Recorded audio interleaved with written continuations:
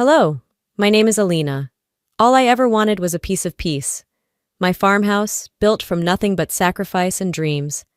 But then my sister walked in, smirking, claiming Dad had promised it to her. And worse than her smirk was the years of lies, quiet betrayals that drained my savings, stole my future, and left me standing alone in my own home. How far would they go to erase me from everything I built? The farmhouse stood proud under the harsh Texas sun, a testament to 10 years of grit, skipped vacations, and sleepless nights. Every plank, every stone, every acre was mine, not handed down, not gifted, but earned. I had built a quiet, independent life here, one free from the endless expectations of the family I had once tried so hard to please. That afternoon, the air was thick with heat and the promise of an approaching storm. I had set the dining table carefully for the family reunion. Simple dishes, nothing fancy, but enough to show respect without pretending. I wasn't expecting gratitude, but I didn't expect what came next either. Without knocking, without so much as a text, Darlie, Russell, and Dolores barged through the front door like they owned the place. Darlie kicked off her heels by the fireplace, grinning wide as she wandered barefoot across my hardwood floors. My parents trailed behind her, casually inspecting the house like real estate agents before an open house. "Nice spread," Russell muttered, tapping his knuckles on the oak kitchen island like he was testing it for resale. Dolores didn't say a word. She never did unless it was to agree with Russell or Darlie. I stayed frozen by the window, hands tight around the coffee mug I'd been sipping. They hadn't even said hello, not one word of acknowledgement that this was my home. Darlie turned in the living room, her voice slicing through the silence. "Dad promised this farmhouse to me," she said, flashing a smirk sharp enough to cut steel. "You really thought this was yours?" The words hit harder than I let show. I set the mug down gently, suppressing the tremor in my hand. I wouldn't give them the satisfaction. Not today. I watched as she strutted across my living room, tracing her fingers along the window frames, eyeing the vaulted ceilings like she was already decorating in her mind. Russell gave a grunt that might have been agreement, or maybe it was just another dismissal of me, another reminder that in their eyes, I'd never be enough. The memories flooded back. Every check I wrote to bail them out, every late-night call I answered when Darlie crashed her car or lost her job. It had never been enough to earn their respect. And now, standing in my living room, they were ready to erase me altogether. Still, I said nothing. Silence was a language they had taught me well. Darlie crossed her arms, giving me a sideways glance full of pity masked as arrogance. "It's cute you thought buying it meant anything." I smiled then, a small, cold thing that didn't reach my eyes. If they thought entitlement and empty promises could steal my life's work, they were about to learn a very different lesson. The smug tilt of Darlie's chin was still lingering in the air when I heard the heavy thud of boots on the porch. The front door creaked wider, and there stood Russell, late as always, but arriving like he owned not just the house, but the very air inside it. He didn't bother wiping his boots, didn't even glance at me. His eyes swept the room, the walls, the high beams overhead, as if inspecting inventory he planned to list for sale. Russell took his time walking the length of the living room. He gave a low grunt, then turned, voice sharp enough to cut the air. "You don't belong here, Alina," he said, loud and deliberate, making sure every word hung thick between the walls I had built with my own hands. I didn't flinch. Inside, though, my chest tightened like someone had tied a rope around my ribs and pulled. In the corner, Dolores stood with her purse clutched in front of her like a shield, offering nothing but silence, the kind that screams more than words ever could. Russell moved closer, stopping just short of invading my space. "This place was supposed to stay in the family," he said, his voice dropping to a mockingly paternal tone, "not get sold off piece by piece to prove some point about independence." I caught Darlie exchanging a smug glance with him, her arms folded tightly across her chest. The message was clear. Loyalty wasn't unconditional in our family. It was earned through obedience, and I had dared to disobey. "You think money makes you better than blood?" Russell asked, jabbing a finger toward the window where the sun was bleeding into the canyon beyond. "It doesn't. Money doesn't change where you come from, girl." Dolores shifted, but still said nothing, her gaze fixed somewhere over my shoulder. Watching her pretend she wasn't a part of this hurt worse than the words themselves. They had decided long ago who deserved to be heard in this family, and who didn't. I took a slow breath, letting their accusations swirl around me like dust in the late afternoon light. I had choices now.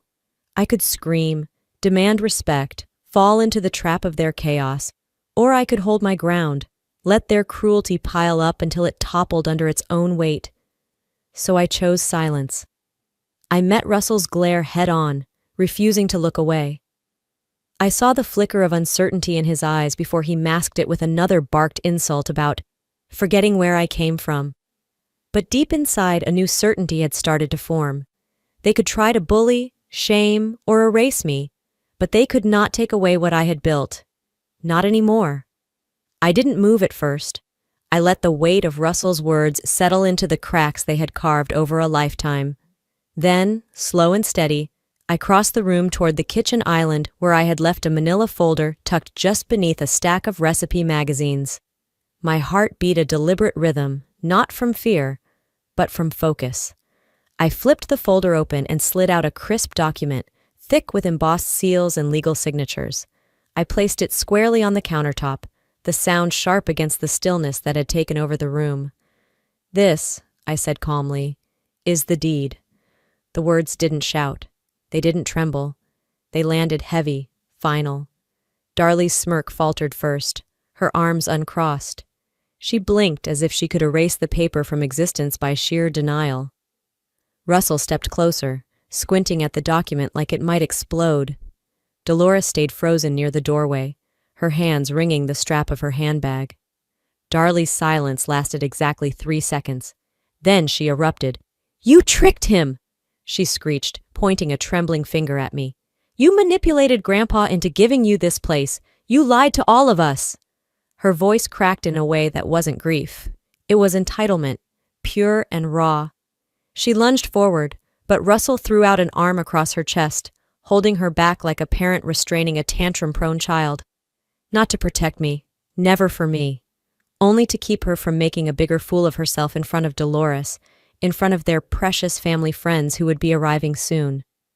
Dolores mumbled something, a useless string of sounds, neither apology nor defense, and pretended to study the scuff on the toe of her shoe.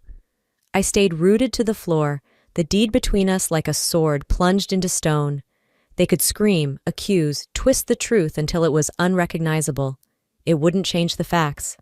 Watching Darlie unravel, watching Russell and Dolores scramble to contain the spectacle, it hit me with a cold, cutting clarity. This was never about love.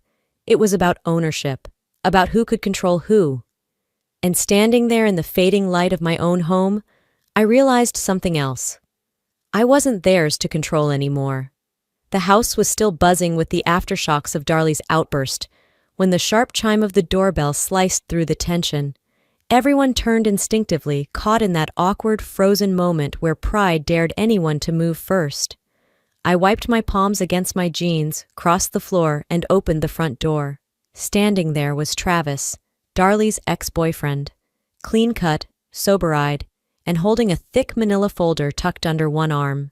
His presence hit harder than any insult had that afternoon. Darlie's face drained of color faster than a storm rolling across the plains. "Mind if I come in?" Travis asked, voice neutral but firm. I stepped aside without a word. He walked in like a man with nothing left to lose and everything to reveal. The air inside shifted, suspicion, dread, a heavy foreboding that settled into the bones of the room. Without waiting for an invitation, Travis laid the folder down on the kitchen island, right next to the deed I'd shown them earlier. He flipped it open, pulling out a series of printed emails, screenshots, even notarized statements. "I thought it was time the truth got its turn," he said, glancing once, briefly, at Darlie before focusing on me. He spoke in clipped, careful sentences.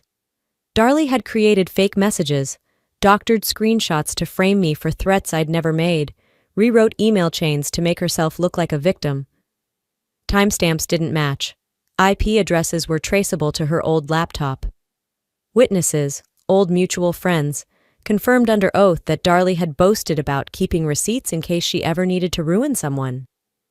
The color on Russell's face shifted from dismissive arrogance to a slow, ugly red. Dolores wrung her hands until the knuckles went white, but she didn't speak. She never spoke when it mattered. Darlie tried to interrupt. "This is fake! Travis, you're just bitter because you used me?" Travis snapped back. "No, Darlie, I'm not bitter. I'm done." He flipped one last page, a signed affidavit from one of her former coworkers. The room felt colder, heavier, like gravity itself had deepened. Darlie stumbled backward, looking for someone, anyone, to shield her. Russell crossed his arms and stayed silent. Dolores bit her lip, staring at the documents as if willing them to catch fire and disappear. I didn't say a word. I didn't need to. The truth was its own kind of earthquake, and the first cracks were already spiderwebbing across everything they thought they had built. For a long moment, no one spoke. The only sound was the faint flutter of the papers Travis had laid bare on the counter, evidence that no one could deny. Or so I thought. Russell cleared his throat, loud enough to reclaim attention. His jaw set, and he spoke as if Travis hadn't said a word, as if the documents didn't exist between us. "Families don't turn on each other," he muttered, his voice low but steely, like a verdict carved in stone. A twisted sense of irony coiled in my gut. Turning on me, his own daughter, was apparently acceptable. But calling out Darlie's lies? Unforgivable. I shifted my weight from one foot to the other, feeling the solid ground beneath me, something they couldn't take away. Across the room, Dolores stood by the fireplace, arms wrapped tightly around herself. She looked smaller somehow, shrinking into the wallpaper.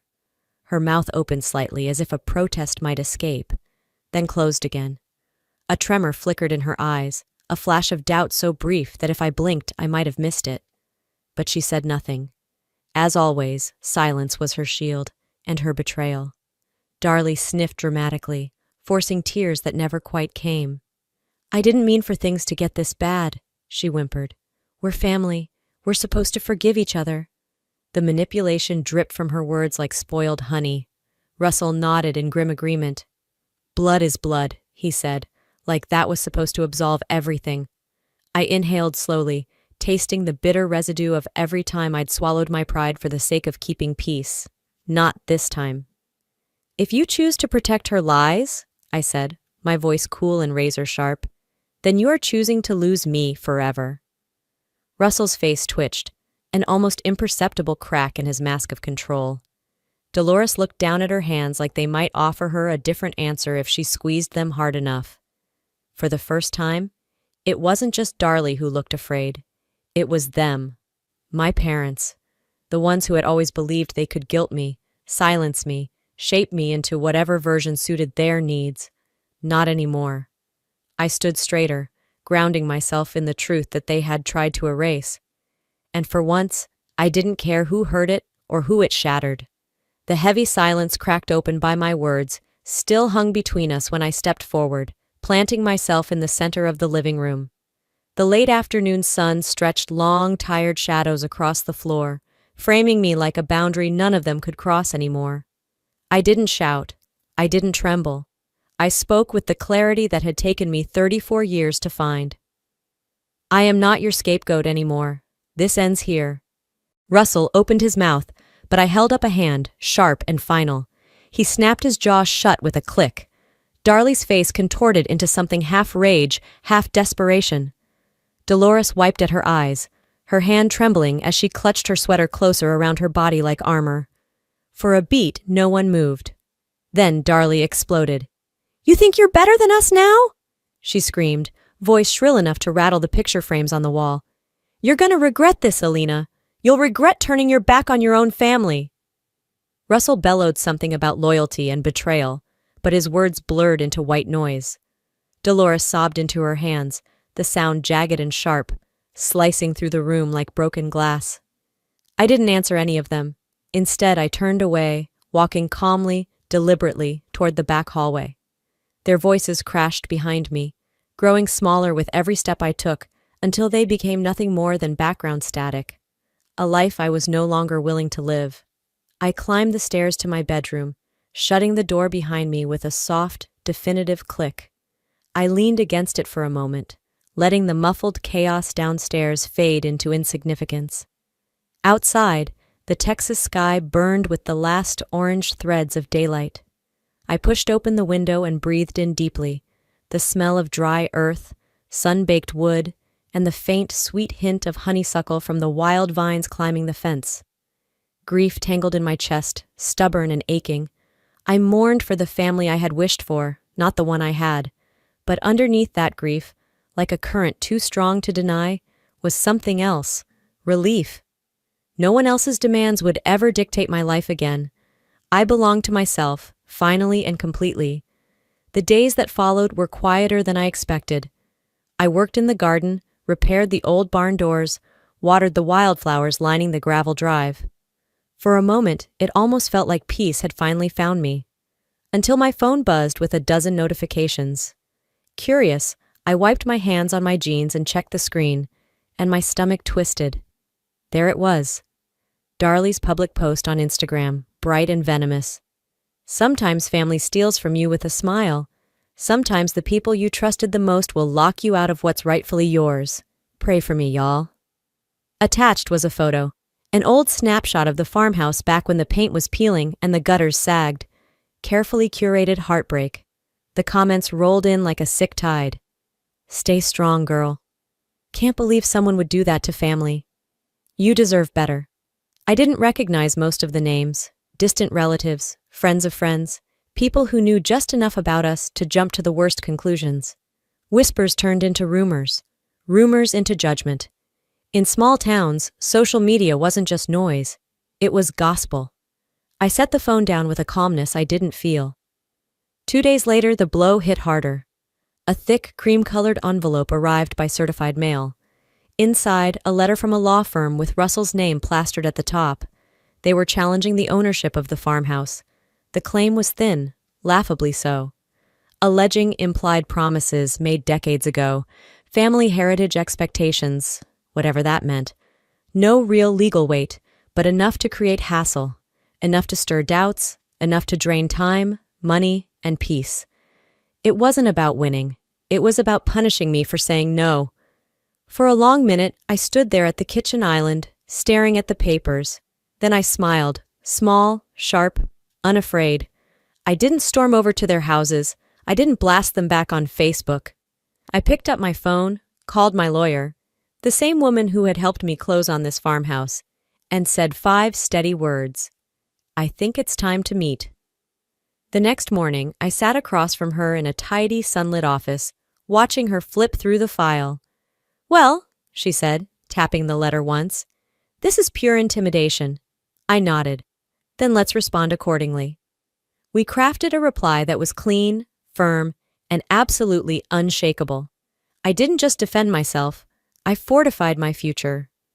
There would be no loopholes left open, no strings for them to pull.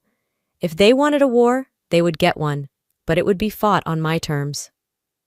Dolores showed up 2 days later. I spotted her through the front window, standing on the porch with a casserole dish and a nervous smile like we were starring in some bad Hallmark rerun. I didn't rush to open the door. I let her knock twice before I pulled it open and leaned against the frame. Alina, she said, her voice trembling, can't we just put this behind us? She held out the casserole like a white flag. I said nothing, only stepped aside, watching her shuffle inside with the weight of someone carrying more lies than food. We sat in the kitchen, the same kitchen where I had signed the papers, where I had built my life alone, and she started weaving a speech about forgiveness and family, her words syrupy and desperate. I know mistakes were made, she said, dabbing at imaginary tears. But we have to think about the future. Family comes first. Then came the real reason. I brought some paperwork, she added, pulling a folded document from her bag. Just a simple agreement, to keep things peaceful. I took it from her hand, turning it over slowly. Hidden beneath legalese was a clause, an insidious little line, that would have handed over partial ownership to Darlie, a silent coup disguised as reconciliation. I set the paper down between us and met her eyes. No, I said simply. Dolores blinked, as if she couldn't quite comprehend being denied.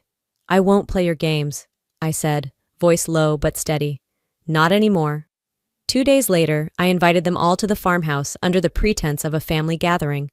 Russell, Dolores, Darlie, they came dressed for victory, smug and expectant. Instead, they walked into a room full of familiar faces, old family friends, neighbors, even a few people who had heard the rumors and wanted to see for themselves. I stood at the center, a folder in my hands.